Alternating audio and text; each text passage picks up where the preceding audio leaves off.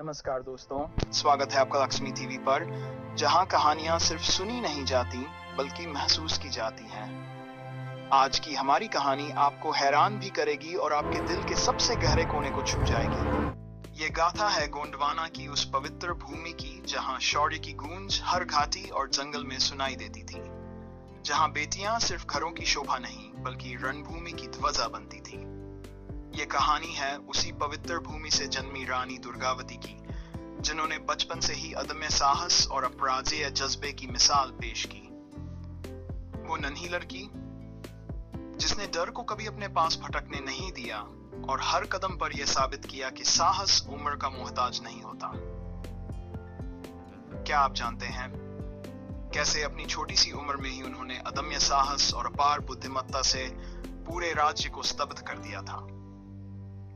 तो अंत तक जुड़े रहिए हमारे साथ, क्योंकि यह सिर्फ एक कहानी नहीं, यह इतिहास के उन सुनहरे पन्नों की झलक है जो रानी दुर्गावती के बचपन की अद्भुत गाथाओं से सजी है।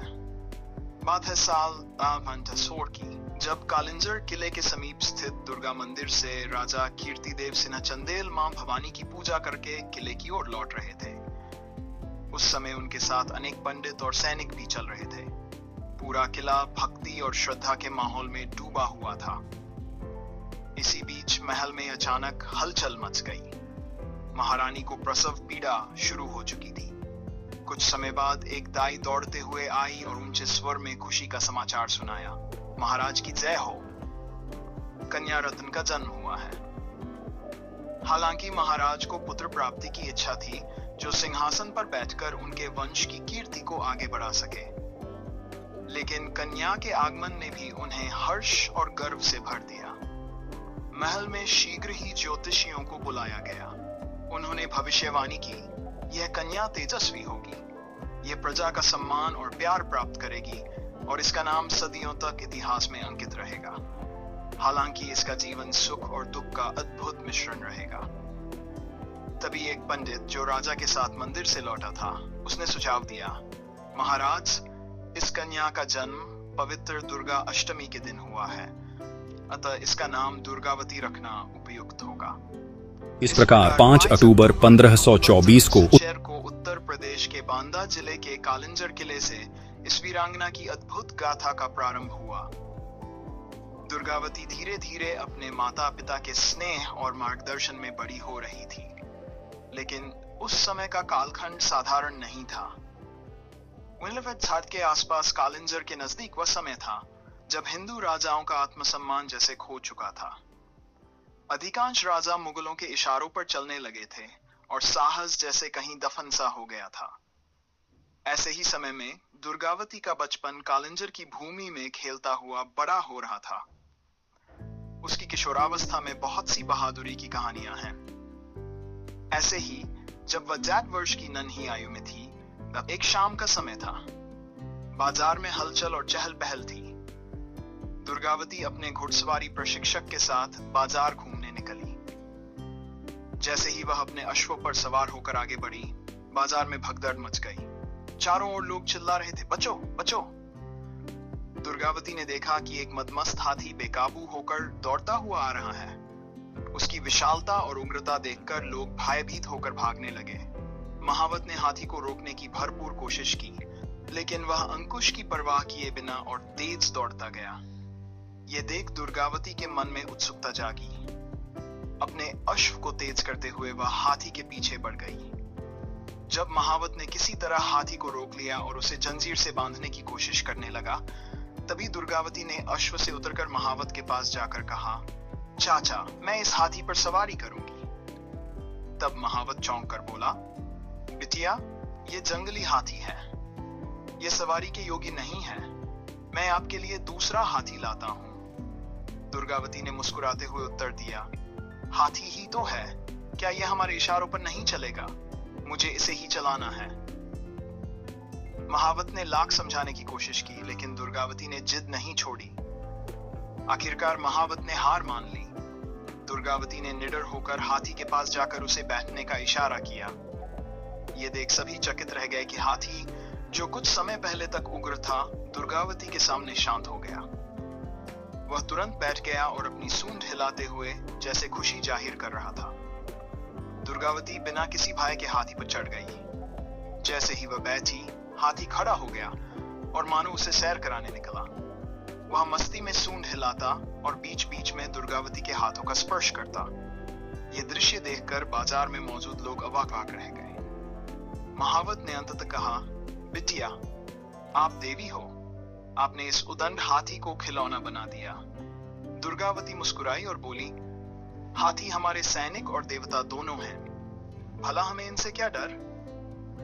तब लोगों ने उस दिन देखा कि जिस हाथी ने कुछ समय पहले बाजार में दहशत फैलाई थी, वही अब दुर्गावती के इशारों पर चल रहा था। ये नन्ही बालिका अपने साहस और शौर्य से सबके लिए प्रेरणा बन गई। बाजार में हर कोई एक ही बात कह रहा था, यह कोई साधारण बच्ची नहीं, यह साक्षात गजवानी दुर्गा है। दुर्गावती चाहती थी कि यह घटना प्रजा उनके पिता तक न पहुंचाए, किंतु कीर्ति तो कौमुदी है। जब चांद निकलता है तब चांदनी दिखाई दे ही देती है। महाराज कीर्ति देव सिंह ने पुत्री की गाथा सुनकर कहा, दुर्गावती एक दिन देवी दुर्गा जैसी पूजी जाएगी। इसके हर कार्य साहस से भरे होते हैं। ऐसे ही एक और बहादुरी का किस्सा है। एक शाम दुर्गावती किले के प्रांगण में धनुष बाण का अभ्यास कर रही थी। आकाश में पक्षियों का झुंड उड़ रहा था और वातावरण शांत था। तभी उसने देखा कि एक बाज ने अचानक नीचे झचपट्टा मारा और एक छोटे पक्षी को करने की कोशिश की। छोटा पक्षी तेजी से भागकर एक झाड़ी में छिप गया। बाज कुछ देर आसमान में मंडराता रहा और फिर से उस पक्षी पर झपट पड़ा। यह दृश्य दुर्गावती से देखा नहीं गया। उसने तुरंत अपने धनुष पर बाण चढ़ाया और बाज पर निशाना साधकर छोड़ा। बाण बिजली की तरह सीधा जाकर बाज की गर्दन में लगा और बाज वहीं धराशायी हो गया। यह देख पास खड़े उनके गुरु ने कहा, राजकुमारी, आपकी विद्या में तो गुरु भी शिष्य बन जाए। दुर्गावती की शिक्षा घर में ही प्रारंभ हुई। उनको पढ़ाने के लिए एक गुरुजी नियमित आते थे। भाषा, राजनीति, संस्कृत तथा अन्य उपयोगी शिक्षा प्रदान करते थे। साथ ही शौर्य, पराक्रम, घुड़सवारी, तलवारबाजी, तैराकी आदि की शिक्षा का भी समुचित प्रबंध था। दुर्गावती स्वयं भी शारीरिक शिक्षा में निपुण थी। जहां वह 13 वर्ष की अवस्था में वाल्मीकि रामायण को पढ़ लेती थी, वहीं तलवारबाजी में उसके सामने अच्छे योद्धा नहीं टिकते थे। ऐसे ही एक दिन राजकुमारी दुर्गावती ने सुना कि समीप के गांव में एक बाघ ने कई लोगों पर हमला किया है। तब उसने महाराज से कहा, पिताजी, मुझे उस बाघ का शिकार करने की अनुमति दीजिए। महाराज, जो अपनी पुत्री की निडरता से परिचित तो थे, परंतु चिंतित हो गए। उन्होंने कहा, बेटी, अभी तुम्हारी आयु बाघ का सामना करने योग्य नहीं है। मैं स्वयं शिकार के लिए जाऊंगा, लेकिन तुम मेरे साथ देखने चल सकती हो। इसके बाद महाराज शिकार दल के साथ गांव की ओर रवाना हुए और दुर्गावती भी उनके साथ गई। उस समय रामचई, राजकुमारी दुर्गावती की सबसे अच्छी सहेली और साथी में से एक, हर समय उनके साथ रहती थी। गांव पहुंचने पर एक मचान तैयार किया गया और शिकार के लिए बकरी को बांधा गया। दुर्गावती और रामचई को एक ऊंचे मचान पर बैठा दिया गया ताकि वे शिकार का दृश्य देख सकें। कई घंटे बीत गए, लेकिन बाघ का कोई अता पता नहीं था। सबकी आंखों में थकान झलकने लगी। दुर्गावती को यह प्रतीक्षा असहनीय लगी। उसने रामचई से कहा, यहां बैठे रहने से कुछ नहीं होगा, हमें खुद आगे बढ़ना चाहिए। तब दोनों मचान से नीचे उतरी और सावधानी पूर्वक जंगल के भीतर चल पड़ी। कुछ ही देर में सामने से बाघ आता दिखाई दिया। रामचई घबराकर बोली, राजकुमारी, वह बहुत पास है। दुर्गावती ने तुरंत उसे पेड़ पर चढ़ने का आदेश दिया और स्वयं बाघ का सामना करने के लिए तैयार हो गई। उसने अपना बायां पैर दृढ़ता से जमीन पर टिकाया, धनुष पर बाण चढ़ाया और पूरी एकाग्रता के साथ बाघ पर निशाना साधा। बाण बाघ की गर्दन में इतनी तीव्रता से लगा कि उसकी दहाड़ जंगल में गूंज उठी। बाघ ने अंतिम बार उछाल मारी और वहीं ढेर हो गया। सैनिक और महाराज कीर्तिदेव सिंह तुरंत वहां पहुंचे। बाघ की हालत देखकर महाराज समझ गए कि दुर्गावती ने यह असाधारण शिकार किया है। उन्होंने अपनी पुत्री को गले लगाते हुए कहा, आज तुमने साबित कर दिया कि तुम केवल मेरी पुत्री नहीं, बल्कि मेरे राज्य का भविष्य हो। 12 वर्ष की आयु में दुर्गावती न केवल शारीरिक रूप से सशक्त थी, बल्कि अपने विचारों में भी परिपक्वता दिखाती थी।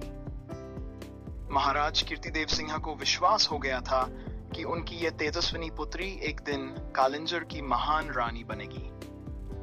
अब जैसे जैसे दुर्गावती बड़ी होती जा रही थी, वैसे वैसे महाराज कीर्तिदेव सिंह की चिंता बढ़ती जा रही थी। इतने उत्कृष्ट गुणों के बावजूद वह एक बेटी ही थी और महाराज को उसके लिए एक सुयोग्य राजा से विवाह करना ही होगा। लेकिन जैसे ही वह किसी सुयोग्य राजा के बारे में सोचते, उनका मन उदासी से भर जाता, क्योंकि बहुत सारे राजा अब मुगलों में जा मिले थे। वह सोचते, क्या ऐसा कोई राजा है जो दुर्गावती के योग्य हो? इर्द गिर्द के राजाओं को देखकर महाराज कीर्तिदेव सिंह का मन बैठ जाता था। वह अक्सर इसी चिंता में रहते कि आखिर उनकी पुत्री के लिए योग्य वर कहां मिलेगा।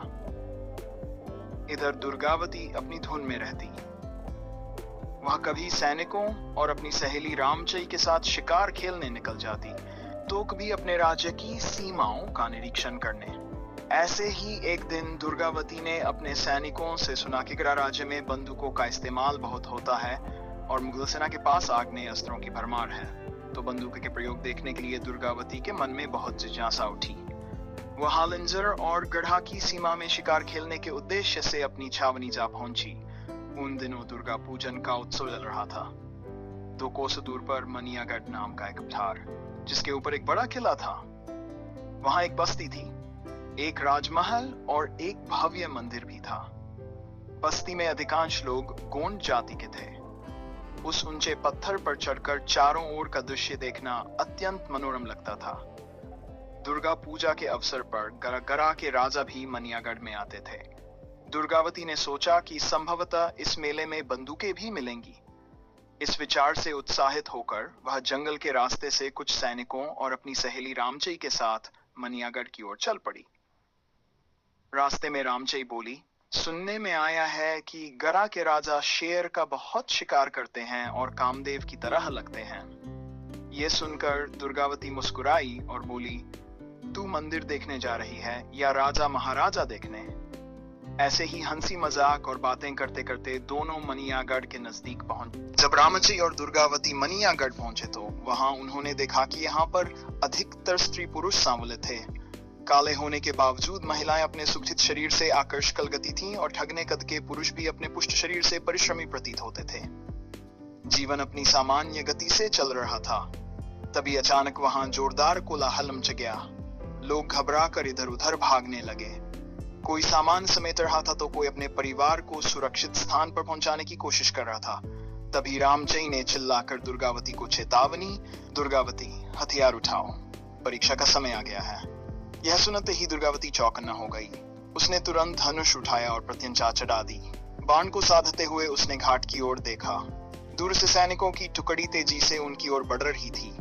घाट पर भदरम मची हुई थी और लोग गिरते पड़ते घाट से दूर जाने की कोशिश कर रहे थे। इसी बीच दुर्गावती की नजर घाट के एक किनारे पर पड़ी। वहां एक शेरनी खड़ी थी। उसके साथ उसके 2 छोटे शावक भी थे। दुर्गावती का हाथ एक पल के लिए ठिठक गया। उसने बाण नीचे कर लिया और रामचई से, देखो माँ अपने बच्चों के साथ है, इसे क्यों मारें? आगे बेचारे शावकों का क्या होगा? कौन उनका पालन करेगा? रामचई डरते हुए बोली, अगर शेरनी छलांग लगाकर इस पार आ गई तो? अगर उसने हमला कर दिया तो? दुर्गावती ने शांत भाव से जवाब दिया, एक तरफ नदी गहरी है और दूसरी तरफ घाट चौड़ा। वह अपने शावकों के साथ यहां तक नहीं आ पाएगी। मांग कभी अपने बच्चों की जान खतरे में नहीं डालेगी। हमें इन्हें छोड़ देना चाहिए। तब रामचई ने हल्के गुस्से से कहा, अगर यह सिंह होता तो क्या तब भी छोड़ देती? दुर्गावती ने मुस्कुराकर कहा, सिंह और शेरनी में फर्क होता है रामचई। मां का हृदय बच्चों के लिए हमेशा कोमल होता है। इसे अकेला छोड़ देना ही उचित है। तभी इस बातचीत के बीच शेरनी अपने शावकों को लेकर पेड़ों के झुरमुट में गायब हो गई। तब तक सैनिक भी दुर्गावती के पास पहुंच चुके थे। दुर्गावती ने उनकी ओर देखा और उनके साथ अपने पड़ाव की ओर बढ़ गई। यह खबर जैसे ही महाराज कीर्तिदेव सिंह तक पहुंची, वह तुरंत मनियागढ़ की ओर रवाना हो गए। इधर पड़ाव में दिन ढलते ही दुर्गावती और रामचई अपने कक्ष में विश्राम करने चली गई। दोपहर की शेरनी और उसके बच्चों ने ऐसा माहौल बना दिया था कि नींद दूर दूर तक नजर नहीं आ रही थी। बाहर जंगल शांत था, लेकिन दुर्गावती का मन बेचैन था। रामची, जो दुर्गावती के पास लेटी थी, अपनी चंचलता से बाज नहीं आई। उसने अपनी चुप्पी तोड़ी और कहा, राजकुमारी, किस गूढ़ विचार में डूबी हो? किस तत्व पर यह गंभीर मंथन चल रहा है? दुर्गावती ने खिड़की से बाहर जंगल की ओर देखते हुए कहा, मैं केन नदी की उस अद्भुत सुंदरता को याद कर रही हूं। उसकी लहरें, उसकी ठंडक और वह शांतिपूर्ण प्रवाह, सब कुछ कितना दिव्य लगता है। रामची ने मुस्कुराते हुए बोली, शेरनी के वे दूधिया शावक क्या तुम्हारे ख्यालों में नहीं हैं? कितने निश्चिंत और निडर होकर मां के साथ उछल कूद कर रहे थे। सचमुच मां तो भगवान होती है। और फिर कैसे वह शेरनी अपने शावकों को लेकर पेड़ों के झुरमुट में गायब हो गई? सोचो, क्या उन मासूम शावकों को पता होगा कि एक दिन वे ऐसे सिंह बनेंगे जिनकी एक दहाड़ से पूरा जंगल थर्रा जाएगा? शावकों को यह एहसास नहीं होगा कि वे एक दिन खतरनाक राजा बनने वाले हैं। यही तो है बचपन का सौंदर्य। हर खूंखार सिंह का भी एक दुलारा बचपन होता है। दुर्गावती ने हल्की झुंझलाहट के साथ कहा, तो तू जंगल में मुझे शिक्षा देने आई है क्या? तभी रामची बोली, तो क्या कोई गंभीर योजना बना रही हो राजकुमारी, अपने आने वाले भविष्य का, जो मेरी बातें बुरी लग रही हैं? दुर्गावती ने उसकी ओर गहरी नजर से देखा और कहा, चुप हो जाएगी या कुछ और बोलने का इरादा है? तब रामची गंभीर होकर जवाब दी, ओह, क्या अब इस पड़ाव में चुप्पी का कोई नया नियम लागू हो चुका है जिसका मुझे अभी तक पता नहीं है? दुर्गावती उसकी बातों को अनसुना कर खिड़की से बाहर झांकती रही। फिर कुछ क्षण बाद उसने धीरे से कहा, रामची, पिताजी नाराज हैं। रामची ने चौंकते हुए पूछा, महाराज आखिर क्यों नाराज हैं? तुमसे कोई गलती हो गई है क्या? तब दुर्गावती बोली, उस बूढ़ू राजा को लेकर। रामची, जो हमेशा मजाक का कोई मौका नहीं छोड़ती थी, इस बात पर खिलखिलाकर हंस पड़ी और दुर्गावती के पास लिपटते हुए बोली, अच्छा, वही राजा सरकार जिन्होंने तुम्हें विवाह का प्रस्ताव भेजा था? दुर्गावती ने उसे घूरते हुए कहा, बहुत ना उछल। रामची ने अपनी हंसी रोकते हुए बोली, किसने कहा कि हमारे होने वाले जीजा सरकार बूढ़ू हैं? दुर्गावती ने झल्लाकर जवाब दिया, बूढ़ू का नशिक वर्णन तो मैंने तेरी ही जलती जुबान से सुना था। रामची ने शरारती मुस्कान के साथ कहा, अच्छा, तो अब फिर से सुनने की इच्छा है क्या? चल सुन ले, पर जोर जोर से, ताकि आपके पिता भी पर्दे के पीछे से सुन लें। तब दुर्गावती ने उसकी इस बात पर सिर पकड़ लिया और कहा, चुप रहेगी या नहीं? लेकिन रामची कहां रुकने वाली थी। वह तो दुर्गावती को छेड़ने का कोई मौका नहीं छोड़ती थी। उसने नाटकीय अंदाज में कहना शुरू किया, तो सुनो राजकुमारी, राजा साहब बहुत बड़े जमींदार हैं। उनके पास हजारों खेत हैं और भैंसों का कारोबार ऐसा है। उनकी 4 रानियां पहले से ही राजमहल में विराजमान हैं। उनमें से 2 ने तो माला झपक कर राजमहल को पूरी तरह आध्यात्मिक बना दिया है। दुर्गावती ने बीच में ही व्यंग्य भरे स्वर में कहा, और कुछ? अब बस भी कर। रामची ने उसकी बात अनसुनी कर दी और बोलती रही, राजा साहब बड़े लज्जालू भी हैं। आगे के दांत गिर गए हैं तो बात करते वक्त मुंह छुपाते हैं। सोचो, कितना शर्माने वाला राजा है। यह सुनकर दुर्गावती ने गुस्से से कहा, दांत भी नहीं है? तभी रामची ने शरारत भरे अंदाज में कहा, अरे, उनके दांत हिलक नहीं टूटे, बल्कि शिकार के दौरान मुख से बाहर हो गए। अब तो बेचारे शिकार भी नहीं कर पाते। तब दुर्गावती ने चौंककर पूछा, भला ऐसा क्यों? रामची ने आंखें मटकाते हुए कहा, क्योंकि उन्हें दूर का धुंधला दिखाई देता है, और हाँ, सिर के बाल भी अब लगभग नदारद हो चुके हैं। कभी कभी तो उन्हें देखकर ऐसा लगता है जैसे वे किसी तपस्वी राजर्षि की प्रतिमा हो। दुर्गावती इस पर गुस्से में आ गई और जोर से बोली, ऐसे खूस्ट राजा से मैं अपना विवाह नहीं करूंगी। दुर्गावती की तेज आवाज सुनकर रामची अचानक चुप हो गई। कमरे में एक अजीब सी खामोशी छा गई। दोनों सहेलियां बिना कुछ बोले महाराज कीर्तिदेव सिंह की प्रक्रिया का इंतजार करने लगीं। यह तो यह था कि दुर्गावती की आवाज महानों तक जरूर पहुंच चुकी थी। दुर्गावती की तेज आवाज से महाराज कीर्तिदेव सिंह अपने कक्ष से बाहर निकले। उनके चेहरे पर हल्की चिंता की लकीरें साफ जलकर ही थीं। कीर्तिदेव सिंह के मन में अपनी बेटी के विवाह की चिंता हमेशा बनी रहती थी। कई प्रतिष्ठित क्षत्रिय घरानों से रिश्ते आए थे, लेकिन या तो उनमें वह तेज नहीं था जो क्षत्रिय राजाओं का होना चाहिए, या फिर वे मुगलों के अधीन हो चुके थे। दुर्गावती ने भी ऐसे सभी प्रस्ताव ठुकरा दिए थे, और ये बात महाराज को भीतर ही भीतर खलती थी। उधर मौका पाकर दुर्गावती और रामचई कक्ष से बाहर निकल आईं। दोनों सहेलियां धीरे धीरे चलती हुई उस ओर पहुंची जहां महाराज कीर्तिदेव सिन्हा एक कुर्सी पर गहरे विचारों में डूबे बैठे थे। दुर्गावती ने नजदीक आकर नम्रता पूर्वक कहा, पिताजी, मेरी मनियागढ़ पर्वत की देवी मां के दर्शन करने की इच्छा है। कल सुबह मैं रामचई और कुछ सैनिकों के साथ वहां जाना चाहती हूँ, कृपया अनुमति दे दें। ये सुनकर महाराज ने कहा, सुनने में आया है कि गड़ा के राजा दलपति शाह खुद प्रजा की रक्षा के लिए सिने का वध करने वहां आने वाले हैं। यदि संभव हुआ तो मैं भी देवी मां के दर्शन करने आऊंगा। रामचई, जो अब तक चुपचाप खड़ी थी, अब बोल पड़ी, महाराज, क्या गड़ा के राजा दलपति शाह क्षत्रिय नहीं हैं? महाराज ने ठहरकर जवाब दिया, उनके आचरण तो क्षत्रियों जैसे ही हैं, और हाँ, कई लोग उन्हें क्षत्रिय मानते भी हैं।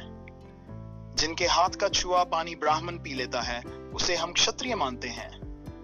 उनके यहाँ ब्राह्मण भोजन करते हैं तो उनके क्षत्रिय होने पर कोई संदेह नहीं करता। लेकिन हाँ, उतने चोखे क्षत्रिय नहीं हैं जितने कचली हैं। मैं यहाँ बता दूं कि कलचुरी राजवंश के लोग मालवा के आसपास रहते थे। रामजी मुस्कुराते हुए बोली, महाराज, वैसे आप तो बहुत चोखे क्षत्रिय हैं। फिर वह दुर्गावती की ओर देखने लगी, मानो उससे सहमति चाह रही हो। तभी दुर्गावती ने गंभीर होते हुए कहा, हमारे गुरुजी ने एक बार बताया था कि क्षत्रिय जाति नहीं, धर्म होता है। वे बोले थे कि जो आपत्ति से रक्षा करे वही क्षत्रिय है। किंतु मेरा तो मानना यह है कि जो स्वाभिमानी हो और देश की रक्षा में सक्षम हो, वही सच्चा क्षत्रिय है। दुर्गावती की इस बात ने उनके पिता महाराज कीर्तिदेव सिंह को सोचने पर मजबूर कर दिया। कुछ पल चुप रहकर उन्होंने कहा, बेटी, क्षत्रिय की व्याख्या करना अपनी जगह है, लेकिन बिरादरी में किसी को क्षत्रिय मानना अलग बात है।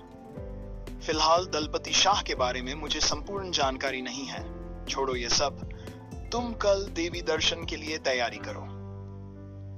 रात का भोजन समाप्त होने के बाद दुर्गावती अपने कक्ष में लौट आई। रामजी भी उसके साथ थी। दासियां भेजकर दुर्गावती ने कहा, रामजी, तू ये बता, दलपति शाह के बारे में यह कैसे तय होगा कि वे क्षत्रिय हैं या नहीं? उनका आचरण तो क्षत्रियों जैसा ही लगता है। रामजी ने चादर खींचते हुए जवाब दिया, तू बेवजह मत सोच, वरना नींद नहीं आएगी। कल मनियागढ़ लोग आएंगे, पंडित, भाट और विरुदावली बखान वाले लोग भी होंगे।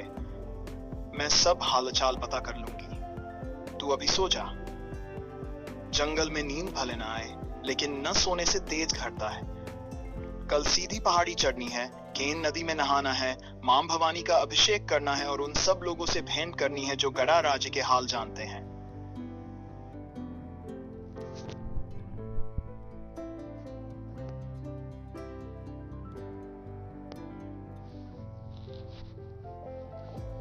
ये सुनकर दुर्गावती ने राहत महसूस की और सोने का प्रयास करने लगी। जब सुबह हुई तब दुर्गावती ने आंखें खोली तो कानों में पक्षियों का सुमधुर संगीत गूंजने लगा। हल्का हल्का प्रकाश कक्ष में आ रहा था और दूर कहीं पेड़ों के चुनचुने बजते प्रतीत हो रहे थे। वह उठकर बैठ गई और देखा कि रामचई अभी भी चादर में मुंह छुपाए गहरी नींद में खर्राटे भर रही थी। फिर दुर्गावती ने मां भवानी की प्रतिमा को प्रणाम करते हुए उनके चरणों को छुआ और अपने हाथ ऊपर किए, मानो सूर्य की पहली किरणों को अपने भीतर समेट रही हो।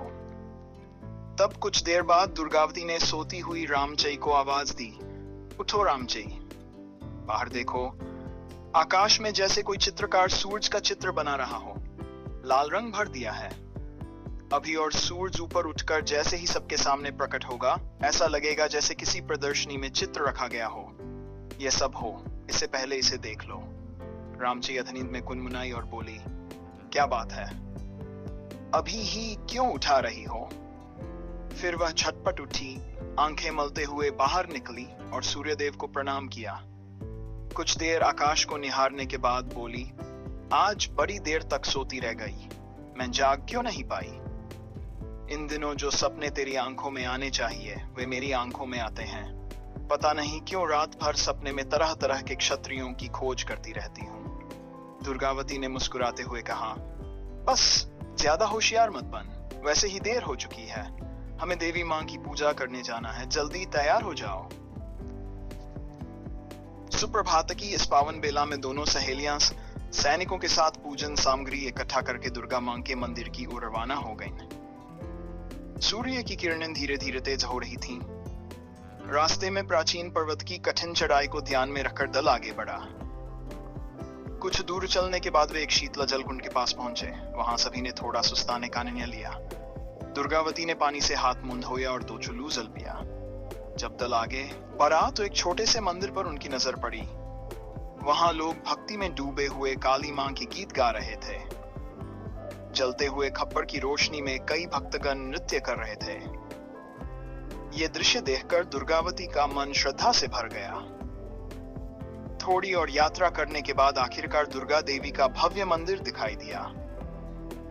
दुर्गा मां की विशाल प्रतिमा, जिसकी 8 भुजाएं शस्त्रों से सुसज्जित थीं, प्रतिमा के चरणों में वध किया हुआ महिषासुर। ऐसा प्रतीत हो रहा था मानो मां मुस्कुराकर सबको आशीर्वाद दे रही हों। मंदिर के प्रांगण में दुर्गावती की उपस्थिति ने एक अलग ही आभा बिखेर दी थी। एक ओर मां अष्टभुजा की मूर्ति का तेज था, तो वहीं दूसरी ओर दुर्गावती के व्यक्तित्व का सौंदर्य, जैसे दोनों एक दूसरे के पूरक लग रहे थे। भक्तगण कभी मां अष्टभुजा की ओर निहारते तो कभी दुर्गावती की ओर। ऐसा प्रतीत हो रहा था मानो दोनों में कोई भेद नहीं, बल्कि दोनों एक ही स्वरूप की प्रतिछाया हों। मां अष्टभुजा की पूजा करके दुर्गावती और रामचई पहाड़ी के मंदिरों से निकलने के बाद जंगल के रास्ते महादेव और भैरव बाबा का दर्शन करने के लिए निकल गईं। जंगल के कठिन रास्ते में उनके साथ कुछ सैनिक भी थे, जो उन्हें घेर कर उनकी सुरक्षा का ध्यान रख रहे थे। चलते चलते दुर्गावती ने कुछ क्षणों के लिए रुककर रामजी से पूछा, मेरा धनुष बाण कहाँ है? एक सैनिक तुरंत आगे बढ़ा और उनका धनुष बाण लेकर आया। दुर्गावती ने अपने धनुष को कसकर धारण किया और अपने कंधे पर तूनीर बांधकर वीर वेश में आगे बढ़ी। रामचई ने मुस्कुराते हुए कहा, अब आप दुर्गा मां का स्वरूप लग रही हैं। अभी तक तो आप दुर्गा की भक्त दिखाई दे रही थीं। थोड़ा और आगे बढ़ने पर जंगल की एक घनी छाया के नीचे वे रुके। पीछे के सैनिक और दासियां कुछ दूरी पर थीं। तभी अचानक बाईं ओर की झाड़ियों से तेज आवाज सुनाई दी। ऐसा लग रहा था जैसे कोई भारी जानवर झुरमुट से निकलकर आ रहा हो। आवाज के साथ साथ दूर से कुछ लोगों के शिकार के हांके की ध्वनि भी साफ सुनाई दे रही थी। तब दुर्गावती सतर्क हो गई। उसने अपने तूनीर से एक नुकीला बाण निकाला और धनुष पर बाण को चढ़ाते हुए बोली, रामचई, घबराने की जरूरत नहीं, मैं हूं ना, मेरे बाणों के सामने कोई भी टिक नहीं सकता। कुछ ही क्षणों में एक लंबा बलशाली नर शेर झाड़ियों से निकलकर सामने आ गया। शेर के गर्जने से पूरा जंगल गूंज उठा। दुर्गावती ने अपनी आंखों में अदम्य साहस भरते हुए धनुष की डोरी खींची और पूरी ताकत से बाण को छोड़ा। बाण बिजली की गति से निकलकर शेर की गर्दन में धंस गया। तभी जंगल के दूसरी ओर से कुछ हलचल हुई। घोड़ों की टाप और पैरों की आवाज के साथ एक शिकारी पुरुष और उसके पीछे चल रहे कई लोग वहां पहुंचे। वे सबज होकर दृश्य को देखते। उनमें से एक ने, महाराज, आपने तो अद्भुत पराक्रम दिखाया। इतने विशाल शेर का वध केवल एक बाण में कर दिया। शिकारी पुरुष, जो स्पष्ट रूप से उनके समूह का नेता प्रतीत हो रहा था, शेर के समीप गया। उसने ध्यान से देखा कि शेर की गर्दन में 2 बाण धंसे हुए थे। उसने गहरी सांस ली और कहा, पर मैंने तो केवल एक ही बाण चलाया था। यह दूसरा बाण और किसने चलाया? उसी समय उसकी नजर एक युवती पर पड़ी, जो धनुष खींचे तैयार खड़ी थी। उसके तेजस्वी रूप को देखकर वह कुछ क्षण स्तब्ध रह गया। फिर बोला, देवी, आपने तो अद्भुत कौशल दिखाया है। मेरे बाण से यह शेर मर नहीं सकता था। इसका सारा श्रेय आपके साहस को जाता है। कृपया अपना परिचय दें। दुर्गावती ने उसकी ओर गहरी नजरों से देखा और कहा, पहले आप अपना परिचय दीजिए। कौन है आप जो इस जंगल में शिकार कर रहे हैं? पुरुष ने विनम्रता से सिर झुकाया और कहा, देवी, मैं गोंडवाना का सेवक दलपति शाह हूं। दुर्गावती ने उसकी बात सुनकर हल्का सा मुस्कुराते हुए कहा, अच्छा, तो आप यहाँ के महाराज हैं? फिर इस बात को छिपा क्यों रहे हैं? दलपति शाह ने सिर झुकाते हुए कहा, क्षमा करे देवी, मैं स्वयं को हमेशा अपनी प्रजा का सेवक मानता हूं। राजपद मेरे लिए केवल एक उत्तरदायित्व है। क्या मैं आपका परिचय जानने का सौभाग्य प्राप्त कर सकता हूं? दुर्गावती ने गर्व भरे स्वर में उत्तर दिया, मैं कालिंजर के महाराज कीर्तिदेव सिन्हा की पुत्री हूं। लोग मुझे दुर्गावती के नाम से जानते हैं। मैं यहां मां दुर्गा की पूजा के लिए आई थी। आपने शेर का वध करके मेरी प्रजा की रक्षा की है, इसके लिए मैं आपकी आभारी हूं। दलपति शाह ने आदरपूर्वक कहा, देवी, यह तो आपकी विनम्रता है। वस्तुतः आपके बाण ने ही शेर को घातक चोट पहुंचाई थी। मैंने तो केवल इसे अपने बाण से नियंत्रित किया। शेर को मारना आवश्यक था क्योंकि यह मेरी प्रजा के लिए बड़ा खतरा था। फिर दुर्गावती ने रामचरी और सैनिकों की ओर देखा और फिर दलपति शाह से कहा, मुझे आज अपने पड़ाव पर लौटना है और भोले बाबा का दर्शन भी करना है। दलपति शाह ने विनम्र स्वर में पूछा, क्या आपका अश्व साथ में नहीं है देवी? दुर्गावती ने शांत भाव से उत्तर दिया, मैं केवल पूजा करने के लिए निकली थी, अतः अश्व हनस्परी है। यदि आप वहां आना चाहें तो आपका स्वागत है। दलपति शाह ने तुरंत उत्तर दिया, यदि आप मेरे अश्व पर सवारी करना स्वीकार करें, तब आपका स्वागत करना मेरे लिए सौभाग्य होगा। दुर्गावती ने मुस्कुराते हुए कहा, मेरा मन आज अश्व पर नहीं है, किंतु आपका अश्व निश्चित ही दर्शनीय है। दलपति शाह ने गर्वित स्वर में कहा, यह ऊंची प्रजाति का अश्व है देवी, इसकी गति और शक्ति अद्वितीय है। दुर्गावती मन ही मन विचार करने लगी, जाति और ऊंच नीच की यह समस्या अब तक पीछा नहीं छोड़ रही। फिर उन्होंने दलपति शाह की ओर देखा और गंभीर स्वर में कहा, महाराज, कभी आपके इस अश्व को अवश्य देखूंगी, फिलहाल मुझे अनुमति दें। यह कहते हुए दुर्गावती ने दलपति शाह की ओर एक बार फिर देखा, मानो उनके चेहरे को अपने मन में अंकित कर रही हों। इसके बाद वह बिना कोई और बात किए अपने पड़ाव की ओर बढ़ गई। उनके पीछे रामचरी और सैनिक भी चल पड़े। दलपति शाह वहीं खड़े रह गए। उनकी आंखें दुर्गावती के तेजस्वी व्यक्तित्व पर ही स्थिर थीं। जब तक दुर्गावती पेड़ों की ओट में छिप नहीं गई, दलपति शाह की नजरें उनका पीछा करती रहीं। उनके जाने के बाद उन्होंने गहरी सांस ली और अपने सेवकों की ओर देखते हुए कहा, शेर का शिकार तो राजकुमारी दुर्गावती ने किया, लेकिन उन्होंने उसका श्रेय मुझे देकर अपनी विनम्रता दिखाई। उनके जैसा अद्वितीय साहस और सौम्यता मैंने अपने जीवन में कभी नहीं देखी। उनकी ये पहली बहन भविष्य की कई कहानियों की नींव रख रही थी, जहां वीरता और कर्तव्य की मिसालें आने वाले समय में घड़ी जाने वाली थी। आगे के भाग में हम जानेंगे कि कैसे रानी दुर्गावती दलपति शाह की अर्धांगिनी बनी और कैसे उन्होंने एक रानी के रूप में गोंडवाना के लिए हर विपत्ति का साहसपूर्वक सामना किया। कैसे उनका नेतृत्व गोंडवाना को समृद्धि की ओर ले गया और कैसे उनकी वीरता ने उन्हें अकबर जैसे बलशाली सम्राट से टकराने का साहस दिया।